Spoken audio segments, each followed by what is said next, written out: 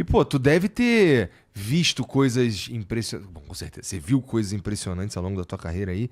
E, cara, tu consegue me dizer, assim, ou me contar um ponto que foi o que impressionante definiria isso? Assim, putz, não precisa ser um acidente. Sim. Algo que aconteceu que foi muito foda. Bom, se falar os tempos, dizemos, as ocorrências assim que mais me marcaram, evidentemente, são as conquistas de título brasileiros e os acidentes fatais que, conhecido, amigo ou não, por exemplo, Rony Peterson era um cara muito brasileiro, muito. Ele adorava vir para cá, ficava no Guarujá, na casa do Emerson. Quando ele morreu, cara, puxa, fiquei um mês para me recuperar. O Gilles Villeneuve, fiquei um mês para me recuperar. A ponto de, quando o Gilles morreu, 2 semanas depois, tinha corrida em Mônaco, que é onde ele morava. Quando eu fiz a reportagem da morte dele, eu vi a Joana, mulher, entrar no hospital e tudo. Tanto que essa reportagem me faz voltar ao tema, hein? Tá. Essa reportagem, isso também é um jogo, você tem que fazer. A gente tinha... Era filme, não era VT? Não, acho que era VT. Mas, enfim, tinha horário de satélite Dijon Prenoir, horário de satélite em Marseille. Pode ser Marseille? Não. Enfim. Bruxelas. Né? E o acidente aconteceu em Spa e o hospital era Louvain, que no idioma belga lá, que é meio belga-holandês, é Luik. Primeiro para descobrir isso na estrada, que a gente tinha que chegar em Luik. Né? Então fui eu e o cinegrafista, mandando o pau lá para Louvain. Chegamos lá, fiz as matérias que eu tinha que fazer, quem chegava eu entrevistava, obviamente a Joana não. E no final, o tempo estava correndo e eu tinha que ir para Bruxelas para gerar material para o Rio, né? Para Globo Rio. E o tempo passando, estava muito apertado. Naquela época, hoje tem satélite de 24 horas. Naquela época era bucado, que a gente fala, que booking, existia esse termo agendado, bucado. 10 minutos. Tanto que nós fomos numa velocidade, cara, e eu fui amarrado escrevendo. Tá. E eu tive que fazer 2 passagens. Passagens é o stand-up do repórter, né? Tinha que fazer 2. Uma, eu falei assim... Nesse hospital aqui em Louvain, não sei o que, tal, Villeneuve tem a sua luta mais difícil. Ele luta contra a morte, ele luta pela vida. No outro, mesma coisa. Nesse hospital aqui em Louvain, perdeu a vida um dos grandes ídolos da Fórmula 1, Jacques Villeneuve. Perdão, estou matando o Jacques. O Gilles Villeneuve. Cheguei com as fitas em Bruxelas. Eu não sabia ainda se ele tinha morrido ou não. Nós fomos para a geração, gerei as 2. Quem estava recebendo lá era o chefe do escritório de Londres, Ricardo Pereira. Falei, ainda bem que é o Ricardo, que é super responsável, né? Tipo assim, entendi. Se cai na mão de um cara, o cara erra. E aí, o Ricardo me descreveu a cena que eu não tinha visto, que a televisão mostrou, que era a batida e o Villeneuve saindo junto, com o assento do carro, voando para o outro lado da pista, amarrado no assento do carro. Isso eu não sabia. Por isso que ele morreu, né? Caiu. Imagine que velocidade ele saiu, que velocidade ele caiu. Praticamente a mesma aqui, né? Talvez mais. Sem atrito nenhum, talvez mais. E aí passei meu off, passei as passagens, o Ricardo falou assim, você faz um off de improviso aí que eu vou te dizer as imagens que eu boto para rodar aqui, vou te dizendo. E o Ricardo dizia, olha, agora ele bateu no York Mas, levantou voo, ele saiu voando com o banco, e eu falando, gravando o off de improviso. E aí cai do outro lado e tal. E para enfiar no satélite, aproveitar essas imagens. Olha só o que é televisão. Nossa, cara. Mas voltando. Ainda bem que agora tá mais tranquilo, né? Agora você conseguiria ver esse evento na hora. Era só ele te mandar no WhatsApp. Se bem que qualquer morte existe o famoso cobertor, né? Que a FIA bota lá Graças a Deus não tem mais cobertores, não deixa filmar nada, sabe? volta ao ponto, se você me lembrar, senão A não gente lembro. estava falando sobre as coisas mais impressionantes. que você viu na tua Claro, vida. nós temos 8 títulos mundiais. Né? O primeiro, 72, foi o mais impressionante para mim, porque foi o primeiro. Emerson Fittipaldi, um amigaço até hoje, amigo. Esse é o cara talhado para ser campeão e na sequência dele surgirem outros. O Piquet, na sua... Quando ele foi campeão, o que tu sentiu? Eu sabia. Porque tu fez... lá no começo tu não... Putz, Carol, eu acho que tem um brasileiro aqui correndo risco de ser campeão. Você sabe da história, né? Que eu fiz o projeto para o Estadão, apostando na conquista do Emerson. Disse lá quanto eu queria ganhar por dia. Imagine, $10 por dia, fora hotel. $10 por dia para alugar carro e tudo. E eu e minha mulher, né? Para ir em 72.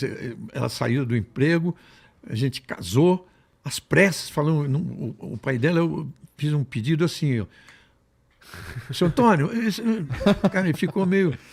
Casamos às pressas para ir. O Estadão segurou o negócio, acabaram as férias delas, e quando soltou, isso foi em maio, quando o Estadão tirou da gaveta para aprovar e me chamou, era agosto.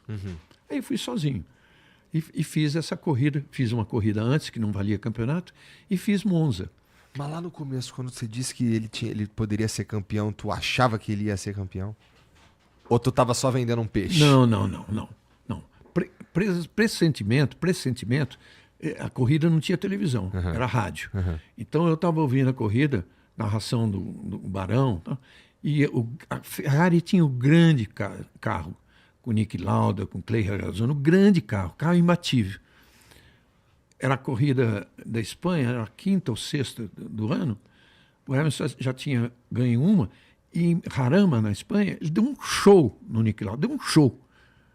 Passou várias vezes e ganhou com uma vantagem grande. Falei, pô, esse cara vai ser campeão. Aí eu fiz um estudo, né? E falei isso, falei, olha, a gente pode apostar, eu aposto. Esse foi o plano que eu mostrei lá.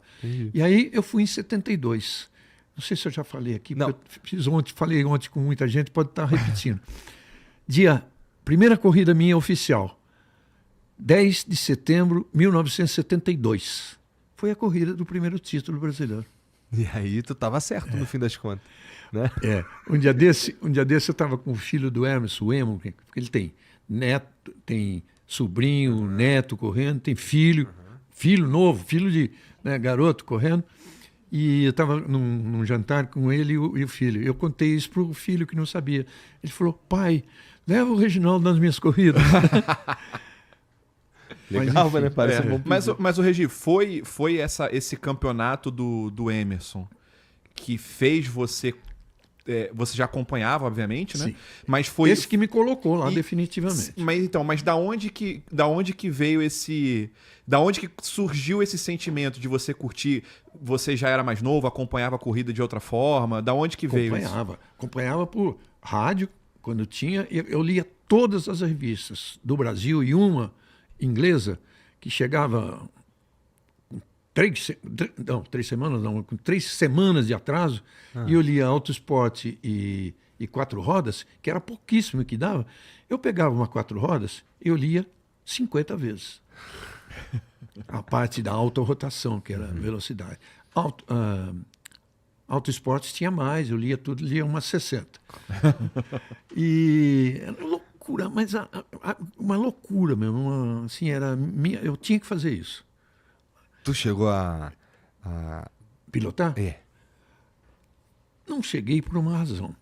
Claro que eu corri de carrinho de rolemã, né, no interior. A descida era na frente da minha casa. Nossa, nós tínhamos que chegar a ter 50 correndo. Quebrei costela, essas coisas todas, né? Era uma delícia. A experiência de piloto.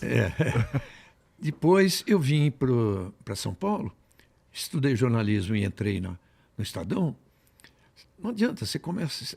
Você quer fazer esporte? Quer. Amigo, você trabalha todo fim de semana. Ia correr como? Não tem como. Eu fiz a escolinha de kart do Valtinho Travalini, tinha 27 alunos, eu fui o primeiro colocado. Entendi. Então brincar, tu brincou. Eu brinquei. E depois tinha corridas de jornalista, tudo, eu sempre brinquei. Andava muito bem, quebrei costela no kart também. Bom, acho que foi que me falou, cara. Acho que foi o Christian que me Foi, falou. foi que tava o Rubinho e o Christian. É. Que eles quebraram. Costela quebra mesmo. Sim, sim. Sim. É de plástico, né? Eu tive a oportunidade também de guiar uma voltinha lá em Interlagos, num Celta. Isso eu já fiz muito. Num Celtinha, assim, era um Celta tunadaço mesmo. Tá rindo aí, mas era um Celta brabo, cara. Os caras, assim, todo preparado pra isso, tá ligado? Sinistro, manualzão. Celta Bravo devia ter uns 85 cavalos. Brincadeira. Toda a brincadeira. potência. Mas não tinha 850. Mas... Parecia Bom, foi gostoso. Claro. É isso. É, vou dar um rolezinho ali. Tu chegou a ver a série do Senna lá? Na verdade, a pergunta não é nem essa. A pergunta é tem um cara lá, tem um ator que ele é você na série, sim. né? Chegou a trocar ideia para construir esse trabalho? Eu fui na Van Premiere e vi o primeiro e o segundo capítulo, o terceiro e quarto pretendia ver hoje, vai ficar para amanhã, mas o feedback que eu tive do terceiro e quarto é igual o que eu vi, principalmente o segundo. Dá muita ênfase a mim e ao Galvão, tem grande participação. Às vezes... O que tu achou de ver você ali? Parece eu comigo. gostei. O que eu tu achou? gostei. Não o cara é parece bom. muito... Porra, nunca falei isso. Não, eles pegaram as palavras. O cara é bom. E outra, ele mesclava com cenas originais, né?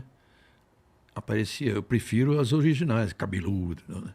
Entendi. E o Galvão, ele parece menos com o Galvão, mas é um cara muito engraçado. Ele é muito engraçado. Eu não esqueci o nome dele. Gabriel Luchar. Isso aí. Aí ele me procurou no final, ficamos conversando com ele. Maneiro. Eu estava esperando o Reginaldo vir, mas demorou um pouco. O Reginaldo. Entendi. Deixa eu falar uma coisinha mais desse negócio de corrida. Não tinha como correr. Aí eu fiz todas as corridas de jornalista, de carro e de kart. De carro, por exemplo, tinha um festival Fiat preliminar do Grande Prêmio do Brasil só para jornalistas. Eu não pude classificar, não fiz a classificação, até porque, não sei se foi o ano que a Dani nasceu, acho que foi o ano que a Dani nasceu, não sei. E eu cheguei em cima da hora no Grande Prêmio, tinha jornalistas, tinha, por exemplo, o Bernardo, o vôlei, tinha as figuras lá. Entendi. Tudo com carro... essa de Fiat, essa do Bernardo era de Escort preto e dourado. Fiz também. Essa de Fiat, não fiz classificação, larguei em último. Devia ter uns 20 carros, cheguei em quarto. Porra. E o meu amigo Marcos Troncon, que foi campeão de Fórmula Super V, a hora que ele viu, foi para a beira da pista e ficava me orientando. Ficou lá torcendo. Maneiro. Bacana. Tem uma história engraçada. Depois eu fui convidado para fazer a narração dessa corrida para a Fiat. Né? E a Fiat botou no ar isso, botou na Itália, botou em vários lugares. E eu conhecia todos que estavam participando, mas tinha alguns que não sabia direito a nacionalidade. Tinha um cara lá chamado Puskala. Cansei de falar dele alemão. O alemão Puskala. Como é que eu falei? Bom, o alemão fulano. O alemão fulano. Cara, esse cara, mais tarde, que a gente começou a trabalhar junto, não teve um dia que ele não chegasse, a primeira vez na imprensa, que ele não me chamasse de "Ô paraguaio". Oxi. Porque eu tinha chamado ele de alemão. Entendi. E ele era finlandês. Nossa.